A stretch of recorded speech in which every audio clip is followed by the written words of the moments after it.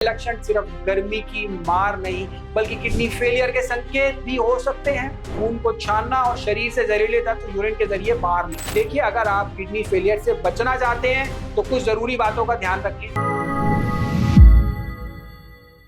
गर्मी में थकान, उल्टी और पेशाब की दिक्कत, क्या ये किडनी फेलियर है? नमस्कार दर्शकों, मैं डॉक्टर पुनीत धवन कर्मा आयुर्वेदा में आपका स्वागत करता हूं। और आज गर्मी का मौसम है, पारा चढ़ा हुआ है और शरीर पर इसका असर साफ दिखता है। बहुत से लोग को इस मौसम में थकान, उल्टी और पेशाब में दिक्कत जैसी समस्याएं होने लगती हैं। लेकिन क्या आप जानते हैं कि ये लक्षण सिर्फ गर्मी की मार नहीं बल्कि किडनी फेलियर के संकेत भी हो सकते हैं?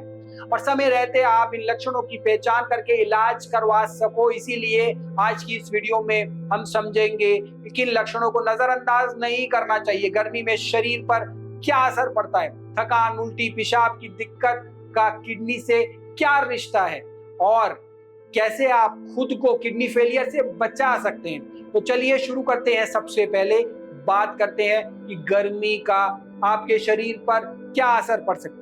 देखिए, गर्मी में शरीर बहुत पसीने छोड़ता है क्योंकि शरीर में पानी और इलेक्ट्रोलाइट जैसे पोटेशियम, सोडियम बाहर निकल जाता है। अगर हम पानी कम पीते हैं तो शरीर डिहाइड्रेट हो जाता है और जब शरीर में पानी की कमी होती है तो सबसे पहले असर किडनी पर पड़ता है, क्योंकि हमारी किडनी का काम है खून को छानना और शरीर से जहरीले तत्व यूरिन के जरिए बाहर निकलना। ऐसे में डिहाइड्रेशन से किडनी पर दबाव पड़ता है और अगर पहले से कोई समस्या हो तो कंडीशन और भी सीरियस हो सकती है। अब उन सिम्टम्स के बारे में बात करते हैं जिनको आप नजरअंदाज नहीं करना चाहिए। आप सबसे पहला है थकान और कमजोरी।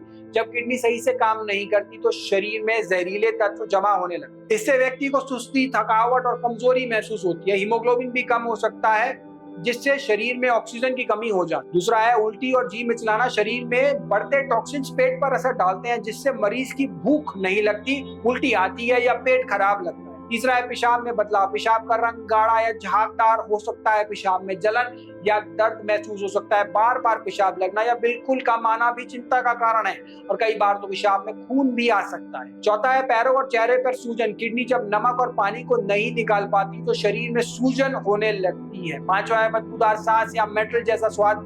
किडनी की खराबी में मुंह का स्वाद बदल जाता है और सांस में बदबू आने लगती है। अब सबसे अहम सवाल यह उठता है कि क्या इन सिम्टम्स को देखने का मतलब किडनी फेलियर है? तो आपको बता दूं कि ऐसा जरूरी नहीं लेकिन संभव है। गर्मी में थकान और उल्टी आम बात हो सकती है, लेकिन अगर साथ में पेशाब की दिक्कत और लगातार कमजोरी हो तो आपको किडनी फंक्शन टेस्ट KFT जरूर कराना चाहिए, जिनमें कुछ खास है।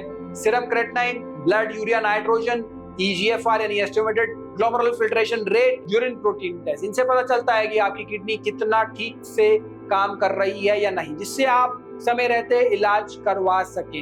अब बात करते हैं गर्मियों में किडनी की देखभाल कैसे करें ताकि ऐसी नौबत ही ना आए कि किडनी पर कोई प्रेशर पड़े। देखिए, अगर आप किडनी फेलियर से बचना चाहते हैं तो कुछ जरूरी बातों का ध्यान रखें, जिनमें सबसे पहले है पानी भरपूर पिए। दिन में कम से कम 2.5 से 3 लीटर पानी जरूर लें और अगर आपको पहले से किडनी से जुड़ी कोई समस्या है तो पानी सीमित मात्रा में ही पिए और डॉक्टर से सलाह लेकर ही पानी की मात्रा तय करें। दूसरा है कि नमक कम।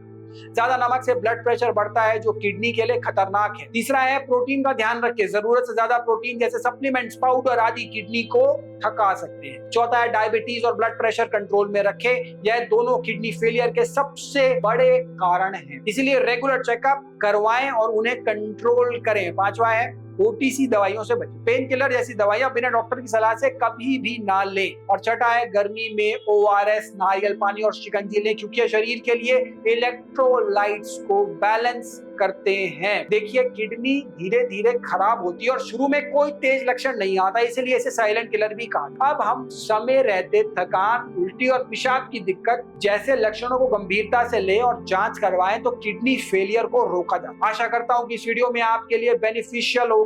गर्मी में किडनी फेलियर से बचने से जुड़ा अगर आपके मन में कोई भी सवाल है तो कमेंट बॉक्स में हमसे लिखकर जरूर पूछें। नमस्कार।